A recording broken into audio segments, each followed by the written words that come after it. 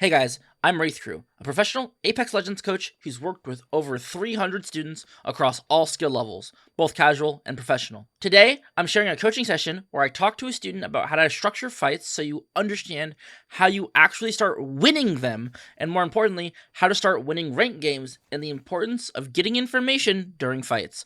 If you guys enjoy the coaching content, be sure to subscribe and like the video, and if you want your own coaching session, check out the description below. Without further ado, let's go and get in the video.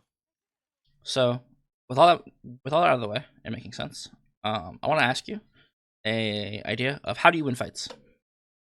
I would say, like you were saying, like that pressure, Okay. entry damage, and probably just a coordinated push. Let me change it from pressure to leverage. Okay. Leverage being, kind of how much tension you have over a team, how much you're forcing them to take, bad decisions and things like that. You said entry damage, right? Mm-hmm. We'll recontextualize it a little bit to damage out trades. Damage trade. So this would obviously a damage trade that you win, like you peek and you fry the guy, he doesn't fry you, right? Any other idea about how we gain leverage on a team to kill them? Positioning. Huh? Good positioning. Yeah. Taking space. Yep. If you have high ground and they don't, you can literally just win because you have high ground. That's like that's the most common example on like Olympus. Smile. Olympus, many points in Storm Point, but Storm Point's way more fair. A lot of points on Storm Point require good positioning that you can just win from. Any sort of just strong positioning overall. Good spot in games that just wins you the game properly. Anything else? I mean, ability usage, obviously. Yeah. Abilities. I'm also gonna do slash and then say grenades. Okay. Because those are like abilities, they're just one-time use, right? Yeah. But you can go to a box, get more. Assuming you're playing on a server where people carry grenades. And if you play EU, everybody carries grenades. I don't know why. I will play pubs and there's a guy with fucking 8 arc stars on his box. I'm like, what the fuck? And I play an A and I kill like a pro 3 stack and they have no nades. I'm like, what the? Yeah, I was trying to carry like 3 knights. Yeah, good. Oh my god. Oh my god, good. I don't have to do that whole lesson with you. Anything else? I think that's unless I really dig and come up with like shit Yeah, out of my ass yeah, that I don't actually, yeah, you know what I mean? yeah. You only go like, oh, yeah, blah blah blah, and then the blah blah blah, and then the blah blah Yeah. blah, right? But like these are the most important core reasons as to how you're gonna start getting leverage on a team. The other thing I'm gonna say, which is separate from positioning, is going to be space control. Oh. The reason why these are different is because positioning doesn't matter if you don't control the space. Like you're like, oh, but I was on high ground. It's like, well, the runner isn't queuing on you. Yeah. Move, right? You gotta give it up. That's two. Yeah. They're two different ideas, but they work together, obviously. So basically just like not getting bitched out of your position. Yeah. And bitching other people out of their position. You're like, hey, Yeah. I'm taking that space from you. Yeah. Best example of space control, fuse. Right. Rip your fucking knuckle clusters on the guy. He has to move. Rip your fuse all. They're in a corner now. Throw your grenades. Oh, they're all dead in the corner now. Right? Yeah. So now that I've laid out the idea of how you win a fight, how often do you do all this? How often do you rely on this? Pretty heavily. Yeah.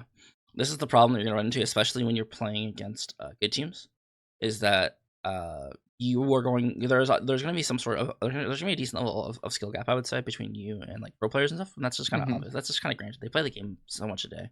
I'm not saying you can't beat them, but you can do this against bad teams all day. But as soon as you fight a team that is of equal skill, right? If you literally clone your team and then you fight your team, what are the chances you're gonna win? 50-50, right? Just your straight 50-50. Yeah. And the same thing can be seen for pro players, right? I would say that if a player of relatively, I mean, if two pro players of relatively equal skill, it doesn't matter. You can throw whoever the hell you want in this equation, right? Pro player X fights pro player Y. The win percentage is going to be somewhere between 40 to 60%, right? Like, sure, there might be more differences in like outliers of skill, like right? Like you might be like, oh, this MMG player is really bad. This player is really bad. You put him against the best one, he's gonna suffer. It's like, well, yeah, maybe, but like, this is and it could even come down to things like armor and like just resources in general. I'm excluding that from this even too. Okay. This is just raw skill, right? Okay. Because a worse player can beat a better player no matter what in this game, right? Yeah. Especially with the way that Apex is contextualized, you can just beat a better player because if you're playing a stronger position, you have stronger peaks, stuff like that, right? This is just straight up you don't want pro players don't want to rely on these fights to be within this margin, right? If I go to you and say, hey, you're gonna lose this fight 40% of the time, you go, well, I don't want to take that fight because I don't want to die 40% of the time, right? Yeah. So, the problem is that now you mentioned it earlier, but when we start leveraging things like RNG, especially, right? We can start to factor this like if you always have a purple and they always have a white, this 40% loss now becomes like a 20% loss, right? Mhm. Only lose 20% of the time. Oh, now you have like a care package going. Oh, it's like 10% now. Things like that, right? It's just we're looking to mitigate this as much as possible, right? Looking to stack as much as we can in our favor. Do you watch like ALGS? Yeah. Yeah. So you see when teams fight, teams when they fight teams that they have to fight, and like zones closing, you'll see that they dump like all of the resources on the team so they kill that team as fast as humanly possible. And that poor team is just like, well, like what does that team do? They have horizontal, 6 grenades, fucking 3 guys coming on different angles. Like what do they do? Well, yeah, whoever gets the jump, like it's kind of rough. Important subtext for leverage is another thing that can be is loot. Loot specifically, I kind of mentioned it here with RNG, right? Loot is mostly determinable off drop because you know if you're like, oh, I have purple armor, oh, I have R9, like it's like, well, you can probably solo 1v3 them, right? If they don't get stuff equally. But loot is also applicable late game, especially with care package weapons. If you have like a prowler, you can leverage that against people perfectly fine. Yeah, right. It's a smaller sub note, but it's still something that you can take that you can use in the game. Okay. It's really important to make sure that you don't just rely on damage trades all day because you have a higher chance to lose. You want to use damage as a baseline level of here's how I'm going to try, and if things get worse, if fights are harder than that, then this is when you start to use X, when you start to use Y, when you start to use everything in your kit, right? I also want to point out that fundamentally with your team comp, as soon as you get to walk into zone, you're fucked. By the way, they have reds up there. Really? Well, what characters do you have for rotation? Do you have energy? None. But all right, guys. Sort of all right, on evac's pretty heavy, but all right, I'm conduit queuing you. Oh, okay, all right, man. I'm getting in there. Like the Revenant's getting in there, maybe. You might get in there, maybe. Nice. It's a little easier. Yeah, Bang's really nice because Bang can fit both edge and zone. Oh, I have a heater. Oh, I see. The problem with evacs though is that you're basically Valk ulting, but like worse. We just go with that. And Did you ever watch TSM before they had Raven when they were fucking Valk ulting? Yes, when they were just Valk ulting on everything, like old optic. And then dying, and then dying, and then dying, and then dying because they did it blind, and then you guys are doing blind information as well. It's kind of dumb. Yeah, it is kind of dumb. I want you to focus on winning games. Don't want you to focus on killing everybody. I want you to focus on winning games. You can obviously win a game by killing everybody, but it's a lot harder because one mistake. It's way riskier. Yeah. It's important to understand that this game fundamentally, each risk you take is going to add up, right? It's like if everything you do is a 5% chance, you're gonna lose the 5% one time, right? The slot machine. Oh, they're both full. They're both full. Push this. So there's 2 teams here. You call them that. There's no knocks from the team. This guy is being stupid. Nice. But you probably can't kill him. I just whiff. Yeah. I'm dropping on the To be fair, those are pretty difficult shots to hit. My shit. Oh my god. He's knocked. This guy is just. I can hold this. Open that door. You guys He's good? gonna open. I would just wait if you thought that was a bad play from him. Wait till you see what I do. This is the worst play. Yeah, I'm gonna say right now this is the worst play from you. And if you do something worse than this, I'm gonna cry. Watch your right. Watch your right. Okay. So now the other team is showing up. Queuing you. I cooked one. I had a swap watch off the nade. I did on you. Wow. Oh my god, I'm dead. On height. Dead. Nice. That guy's dead as well. Bullet. Okay. Wait. And then you die. This guy's Batting. Yeah. My mouse is spinning out. 2 dudes on me. Bro, what I just felt low-key clueless. am I dying to? Oh my, who is that? Man, run. And for a second, I thought it was a third team, but I completely forgot that like they hadn't even knocked each other or anything. Yeah. So you have all the information here to make a good call. You just don't make a good call. You literally just start fighting this team straight, right? If you're third place, right? If you're third place, like in a game, there's only 3 other squads left, right? What should you do? Just let them fight, right? Yeah, just wait for them to fight. If you fight first, what's gonna happen to you? You're just gonna get thirded. What happens here? You get thirded. Yeah. You don't. Well, one, you guys do apply good team fighting here, by literally just sticking together, right? It's important to make sure that in really chaotic situations, you guys just stick together.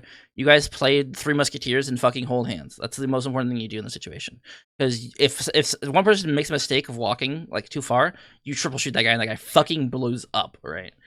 And, Yeah, we try and stick to that mindset of like a good play executed like not as a team is horrible, and you know, a shitty plan executed as a team is, you know, yeah, that sort of concept.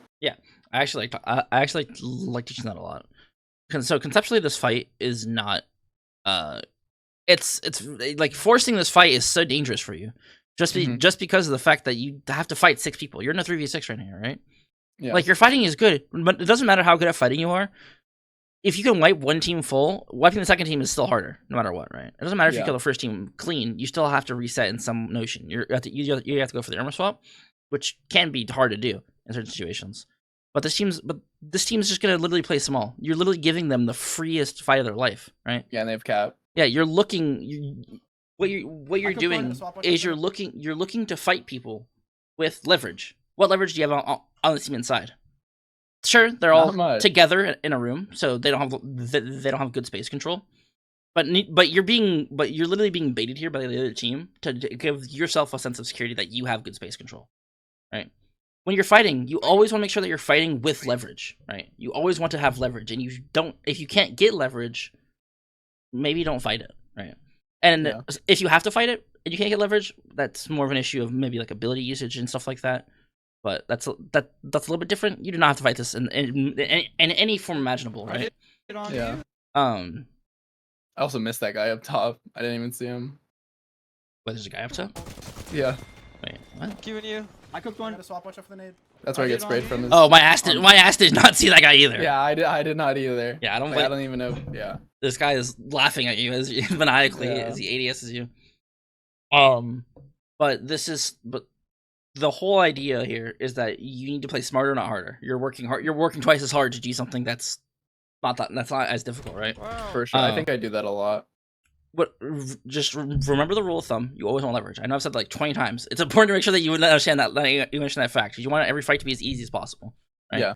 And your goal is ultimately to win the game. Now, when I say win the game, I don't mean most people they conflagrate it because it's either winning, either means kill everyone, or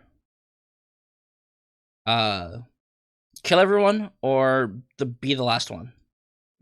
Right? Which both of these should be true, right? But be last one, people are like, oh my god, I'm gonna go in a building, I'm gonna rat. I'm gonna go sit and I'm getting zone, and I'm gonna go sit in a building and rat. I have white armor and I got second place. That was a good game, guys. No! You wanna win! It doesn't matter! That's not winning! Right? Like, and the other thought process is probably just like ape. That's what you're doing. You're like, yeah, we can get first place if we can drop 19 squad kills. It's like, well, maybe we fall into that like false sense of security where like we think we're, you know, we take the smart fight, like when we were holding those buildings at a cultivation, right? What you're doing there is fine. What you're doing there is completely fine. But then we ape right afterwards and don't like, you know, like play with caution. Exactly. See, the thing is, I like to build this flowchart. You're an advanced player. Well, you play really well. I'll put it that way. You might be missing some fundamentals because I don't know if you've gotten coaching before. You watch a couple of my videos before, but typically players that get good by playing a lot typically miss some gaps in like fundamental understanding. The typical flowchart for a like fight that I like to say for each player, and this will probably benefit you to some extent. And if you've seen this before, feel free to interrupt me because you have watched a couple of my videos. But this flowchart starts at information, it goes to plan, it goes to execute, it goes to a reset, and then it loops back into itself, right? So this is how every fight should look. At a baseline level of understanding, this is how every fight should look. This works for 1v1s, this works for 3v3s, works for 1v3s, this works for anything. It just has to be styled differently, right? Yeah, I sort of have this in my head, like while I'm playing. I think the hard part is making sure everyone's on the same page with this, which I think is something I lack. Your execution is great. Execution's awesome. You're a very mechanically driven player, which is completely fine. Nothing wrong with that at all. I love mechanics myself, personally. The execution does not need any refinement at this current time. There's a couple small things, like I said, with like the horizontal and stuff like that, but that comes more so with that comes more so with just kind of thinking in general. The information phase is something that you don't really deliberately take in too much. You do it on a micro scale. So you go, hey, these guys are positioned here, these guys are here. Okay, there's 2 teams here. Okay, these teams are like, right? But you don't look at the greater sense of a map scale, right?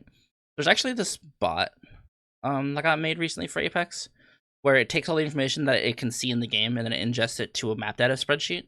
So you can like look at where every team was positioned at, because it pieces together all the information like logically, right? If it goes, you killed this guy with this name here, but they fought earlier off drop at like Shipyard, it like pieces together what their route might look like, right? And